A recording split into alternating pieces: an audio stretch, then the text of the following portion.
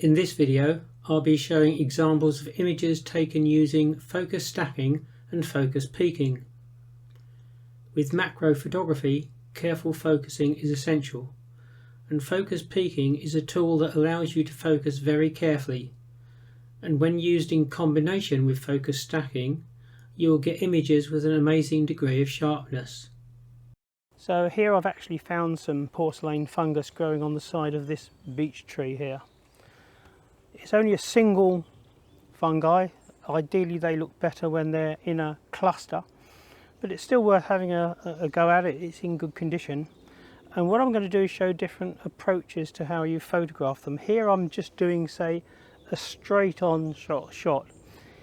It's going to be acceptable, but for these type of fungi, they're really better if you can actually shoot from a low viewpoint. Now this one's quite low down, so what I'm going to do is take a straight shot, and again I'm going to be focus stacking the shot. So take the picture,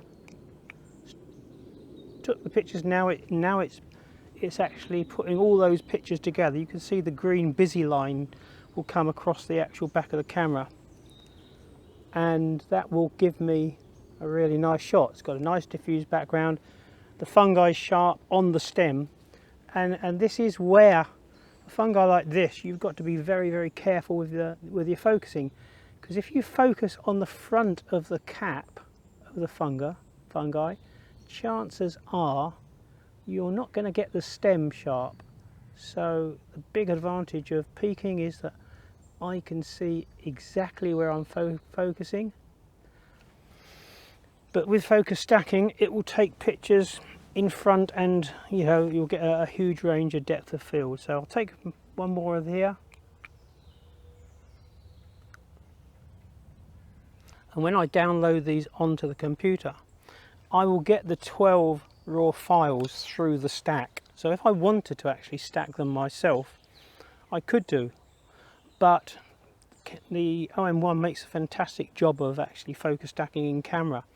I'm going to end up with a JPEG. That's not too much of a problem. The quality you get from JPEGs these days is very good. So having taken the picture from this position, what I'm now going to do is go around to the other side of the tree, get down very low, so I'm shooting upwards. So here I've come around to photograph the porcelain fungus, but I'm on the other side of the tree, and I've got the camera down very low, so I'm pointing up towards the actual fungi. That will allow me to show the gills, and also it will tend to highlight the actual cap a lot better. So again, with this sort of thing, because of the angle that I'm shooting at, you've got to be very careful with the focusing, and this is where manual focus and using focus peaking really comes into its own, because I can see exactly where I'm focusing. Again, this is going to be a focus stack shot. I could probably do it a single shot at f8, but focus stacking will allow me to throw the background out, get a really nice diffused background. And I've taken a couple of shots already, and I'm really pleased with that. That looks really quite nice. So here again you can see the actual framing that I have. You can't probably see it on the video, but there is a little black sort of box around the outside of the fungi, and that really is your framing, because as I said, when you take the picture with focus stacking, it will crop into it, so don't frame it too tightly. Now I can show you here the focus peak. You see how it turns red? Now that's perfect, because actually you can see the actual stem is red, but it's also the actual top of the cap has actually focused red as well. So you can see now, if I go too far, now I'm just focusing in front, I go the other way, you can see how the red moves through the actual picture. Now it's gone well past the actual fungi, but I reckon if I get it sort of about there, where it's just highlighting the cap of the fungi, that's perfect. I'll take the picture. These 12 pictures it's taking.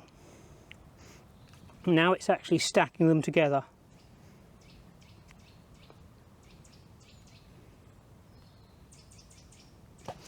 And that should look very, very nice indeed. I'm pleased with that.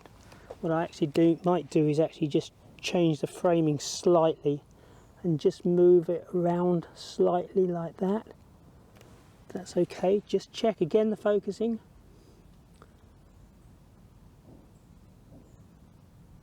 Just highlighting where I want it.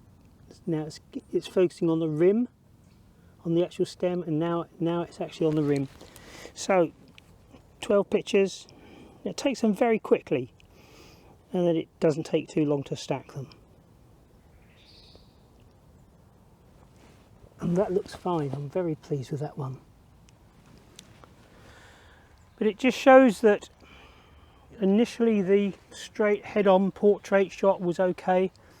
Sometimes changing your viewpoint, getting down low and pointing the camera up, particularly with fungi, can work a lot better than just doing a straight-on sort of head-on shot. So what I'll do is I'll go around, look for a few more, see what I can find, but at least I've got one porcelain fungus picture today, and that's really why I came to this particular wood. So here what I'm doing is photographing, there's a little group of fungi, there's 3 of them just down there, and there's times when certain conditions where it's very, very difficult to get the tripod into position, or even get it low enough. And generally speaking, if you're photographing ground level fungi, and that's what these are, they're growing out of the ground, they're not growing on a tree or anything like that, it's easier actually to get it lower, the camera lower, when you actually put it on a beanbag. So what I've actually done here, I've got it sort of so it's all nicely framed up and focused. And again, I'll focus very carefully what I will actually do rather than actually pressing the shutter, because on a beanbag it might just move the framing slightly. So again, I use a cable release. Now I've done some shots here, single shots, and I've also done some focus stack shots. I always do both because sometimes you never know, the single shot might actually come out better. When you're actually sort of in a woodland like this, you really have to keep your eyes open. Now I nearly trod on those. What I was actually doing, there's this old silver birch that's fallen down and rotting. I was actually photographing some of the birch bracket that's on there, which was actually looking quite nice. I nearly trod on those, but they're actually a very nice grouping. When I was actually tidying the picture up a little bit, sometimes you have to move things around, move leaves, bits of twig and that sort of thing out there.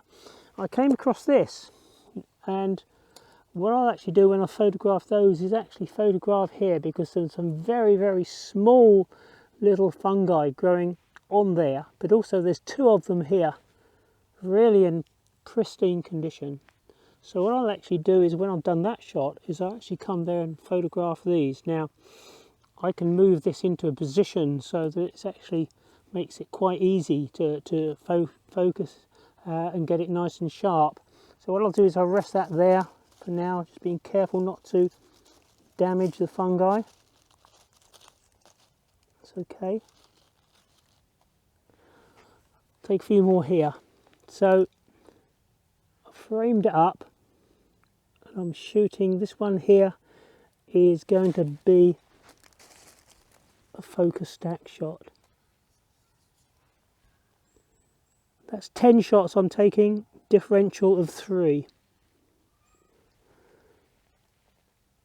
That looks really nice, I'm pleased with that. So here, just give you a little bit more detail of this Wimberley plamp.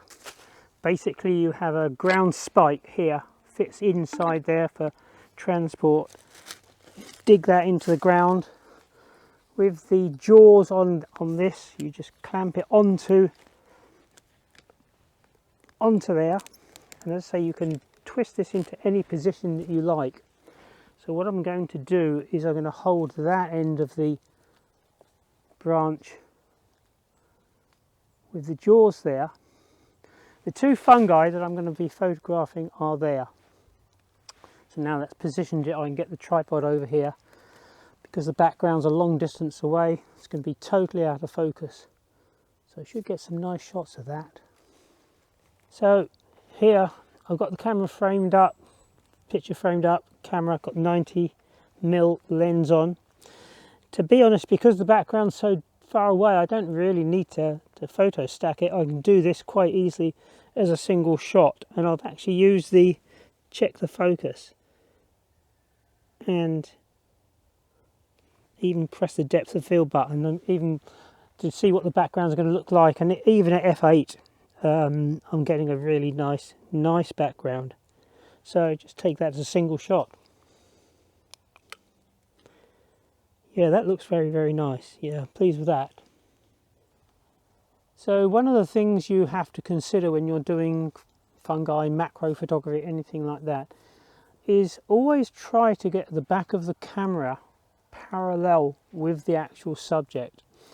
And although I was quite pleased with the last shot, I've come around and looked at the side here, and they're not exactly parallel. I really need to lower the camera down slightly to get the fungi, which are there, and the back of the camera. Now, if you have it at a wrong angle, it's very difficult to get enough depth of field on the subject. So what I'll do is I'll reposition the camera, take it down a little bit lower,